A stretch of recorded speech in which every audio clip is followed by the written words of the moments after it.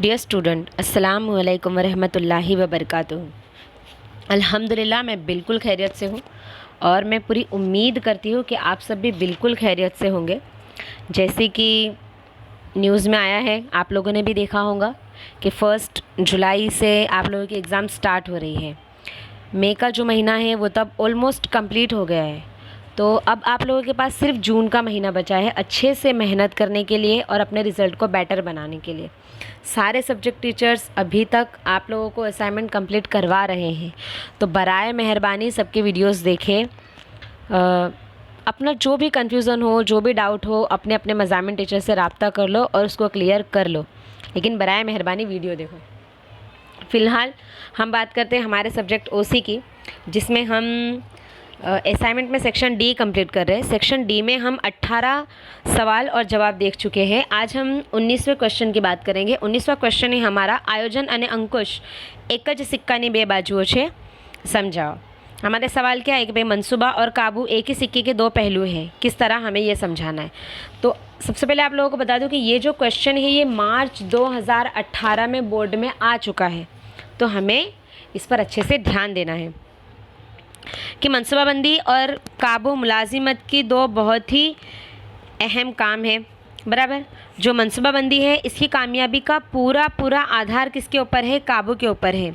क्योंकि अंकुश के ज़रिए, काबू के ज़रिए हम क्या कर सकते हैं? हमारी सरगर्मियों में जो कमियां रह गई है, जो खामियां रह गई है, उनको अच्छे कदम उठाकर सुधार सकते हैं। तो इन शॉर्ट हम ये कह सकते हैं कि काबू के बिना हमारा जो मंसूबा है वो पॉसिबल ही नहीं है।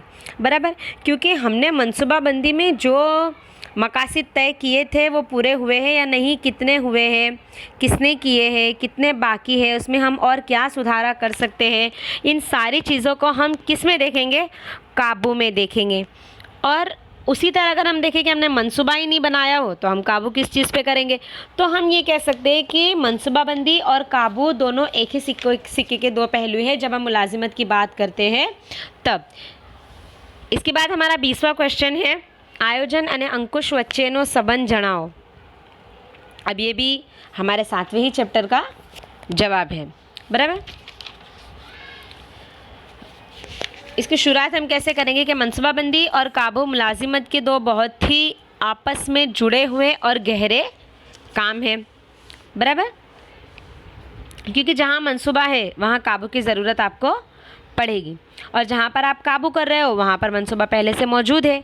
इसी तरह दोनों एक दूसरे से जुड़े हुए हैं। हम ये कह सकते हैं कि अगर हम ये दोनों काम कर रहे हैं तो अगर किसी एक की भी गैर हाजिरी हो, यानी अगर कोई एक भी वहाँ पे हाजिर ना हो, चाहे वो मनसूबा हो चाहे वो काबू हो, तो जो दूसरा काम हो वो ऑटोमेटिक बेकाम बन जाएगा या तो मुकम्मल नहीं हो पाएगा। बराबर, मंसूबे के ज़रिए हम क्या करते हैं? हमारे मुस्तकबिल के प्रोग्राम्स बनाते हैं। मुस्तकबिल में कौन, क्या, कब, कैसे करेगा, इसका मंसूबा बनाते हैं। जबकि मंसूबे के ज़रिए मुकर्रर काम हो रहे हैं या नहीं, ये हम किस में देखते हैं? काबू में देखते हैं।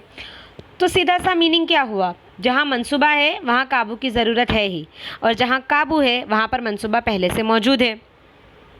क्योंकि अगर आपने मंसूबा नहीं बनाया है, मीन्स कि आपने स्ट्रेटेजी नहीं बनाई है, आपने उसूल नहीं बनाए हैं, आपने पॉलिसियाँ नहीं बनाई है।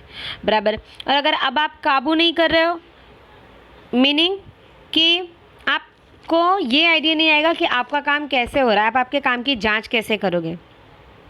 मंसूबा और काबू जो बदलाव आते हैं बिज़नेस में, उससे पूरी हिफाजत करता है बिज़नेस के। काबू के काम के लिए सबसे पहली शर्त क्या है? मनसूबाबंदी है। इसीलिए कुछ एक्सपर्ट्स कहते हैं कि मनसूबाबंदी और काबू जुड़वा बच्चे हैं, या मनसूबाबंदी ही काबू का जन्मदाता है। इसके बाद हमारा 21वां क्वेश्चन, कार्यशील मूडी ने असर करता परिबळो जणाओ।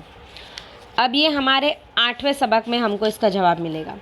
बराबर, 8वां सबक भी मैं आप लोगों को स्कूल में जब आप लोग आ रहे थे तब करवा चुकी हूँ। आप लोगों को याद होगा इस क्वेश्चन की मैंने टेस्ट भी ले ली थी। आज हम इसको फिर से देख लेते हैं। सबसे पहला तो कार्यशील मूड़ी यानी क्या। मैंने आपको पहले भी कहा था कि पूंजी दो किस्म की होती है, कायमी मूड़ी और कार्यशील मूड़ी। कायमी पूंजी और रोज़मर्रा के कामों में चलने वाली पूंजी। अच्छा, तो अब ये जो क्वेश्चन है ये मार्च 2018 में बोर्ड में पहले आ चुका है, बराबर। अब जब हम इसके आवामिल की बात करते हैं रोज़मर्रा के कामों की पूंजी की, तो ये कितने हैं? 10 हैं। हम नंबर वाइज देखेंगे। सबसे पहला देखेंगे धंधानो प्रकार अने स्वरूप कि आपको जो रोज़मर्रा की पूंजी है उसकी ज़रूरत कितनी पड़ने वाली है, इसका आधार आपके कारोबार की किस्म के ऊपर है और उसके ढांचे के ऊपर है कि वो कितना बड़ा है, बराबर। जैसे अगर आपका कारोबार थोड़ा कम है तो आपको कम पूंजी की ज़रूरत पड़ेगी, आपका कारोबार थोड़ा ज़्यादा फैला हुआ है तो आपको थोड़ी ज़्यादा पूंजी की ज़रूरत पड़ेगी, बराबर। और स्वरूप यानी ढांचा भी बहुत अहम है। जैसे कि बिजली कंपनी या गैस कंपनी आप देखो तो इसमें क्या होता है, रोज़मर्रा की पूंजी की ज़रूरत कैसी पड़ती है? बहुत कम पड़ती है। इसके बाद दूसरा पॉइंट है धंधानुकद यानी कारोबार का कद। सिंपल सी चीज़ है, आप इजीली समझते हो कि जितना कारोबार बड़ा उतनी पूंजी ज़्यादा, जितना कारोबार छोटा उतनी पूंजी कम। तीसरा है उत्पादन चक्र। 2 मार्क्स में हमारा मोस्ट IMP क्वेश्चन भी है, हम इसको सेक्शन सी में भी देख चुके थे कि उत्पादन चक्र यानी क्या। आप कच्चे माल को खरीद कर लाते हो और उसको पूरा रेडीमेड करते हो, उसको तैयार करते हो। इन दोनों के बीच का जो वक्फा है, यानी आपने कच्चा माल लाया और उसको तैयार करके आपने उसको मार्केट में पब्लिश किया, इसके बीच का जो वक्फा है उसका हम उत्पादन चक्र यानी कि पैदावारी पहिया कहेंगे। एक बात समझना कि ये वक्फा जितना ज़्यादा होगा उतनी ज़्यादा आपकी पूंजी रुकी हुई रहेगी, ये वक्फा जितना कम रहेगा उतने कम वक्त में आपकी पूंजी आपको मिल जाएगी।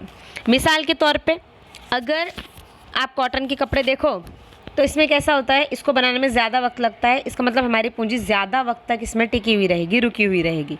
जबकि बेकरी और डेयरी उद्योग में आप देखो, डेयरी की सनदों में, तो इसमें कैसा रहेगा कि जो रोज़मर्रा के कामों की पूंजी है वो कैसी पड़ेगी, हमें उसकी ज़रूरत कम पड़ेगी। इसके बाद हमारा चौथा पॉइंट है उत्पादन नीति अने मांगनो प्रकार, यानी कि पैदावार का उसूल और हमारे मांग की किस्म, कि हम हमारे माल की पॉलिसी क्या बना रहे हैं। हम अपने माल को सिर्फ मौसमी यानी उसका जब मौसम आएगा उसको तभी बेचना है, हमको उसको फॉरएवर बेचना है, ये हमको हमारी पॉलिसी में मुकर्रर करना पड़ेगा, बराबर। जैसे अगर कोई कंपनी ऐसी है जो गर्म कपड़े बेचती है तो वो क्या सिर्फ ठंडी में अपने कपड़े बनाएगी? नहीं, वो साल के 12 महीने अपनी जो पैदावार की प्रोसेस है उसको चालू रखती है, जबकि ठंडी के सीज़न में अपने माल को बेचती है। 5वां पॉइंट है हमारा काचा मालनो संग्रह। कभी कभी कैसा होता है कि कच्चा माल ना अमुक सीज़न में ही मिलता है, तो कुछ सनदें ऐसी होती है कि जिसमें आपको कच्चा माल साल के 12 महीने तक रखना पड़ता है, जिसके लिए भी आपको पूंजी की ज़रूरत पड़ती है। इसके बाद हमारा छठा पॉइंट है शाख नीति। जब आप तैयार माल को कैश में बेच रहे हो तो आपको कार्यशील पूंजी की ज़रूरत कम पड़ेगी, लेकिन अगर आप आपके तैयार माल को शाख पर भी देते हो, मीन्स के हमारी सादी लैंग्वेज में कहूँ तो आप उसको उधार भी देते हो, तो आपको फिर कार्यशील पूंजी की ज़रूरत ज़्यादा पड़ेगी।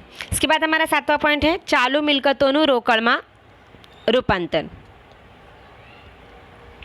हमें जिनसे पैसे लेने हैं वो अगर हमारे पैसे हमें वक्त पर दे दें, बराबर, हमारा रेडीमेड माल हम कैश में बेचें, बराबर, हमारे जिनसे पैसे लेने थे वो हमें ज़रूरत पड़ने पर हमारे पैसे दे दें, तो हमें कार्यशील पूंजी की ज़रूरत कम पड़ेगी। इसके बाद हमारा 8वां पॉइंट है स्टॉक चलन दर। जब हमारा जो तैयार माल का स्टॉक है इसका जो चलन दर है वो अगर हाई हो, ऊंचा हो, तो हमें कार्यशील पूंजी मीन्स के रोज़मर्रा के कामों के लिए जो पूंजी यूज़ होने वाली है उसकी ज़रूरत कैसी पड़ती है? कम पड़ती है। जबकि इससे बिल्कुल उल्टा, अगर स्टॉक चलन दर नीचे हो तो हमको हमारी रोज़मर्रा के कामों की पूंजी के लिए ज़्यादा ज़रूरत पड़ेगी। 9वां पॉइंट है हमारा कामगिरी कार्य क्षमता। हमारे पास जितने सामान मयस्सर है, जितने सामान हमें हासिल है, हम उनका कम से कम बिगाड़ करें, बराबर। हम हमारी उघराणी यानी जो हमें लोगों से पैसे लेने हैं उसको हम रफ्तार से लेना शुरू कर दें तो हमें पूंजी की ज़रूरत कम पड़ेगी।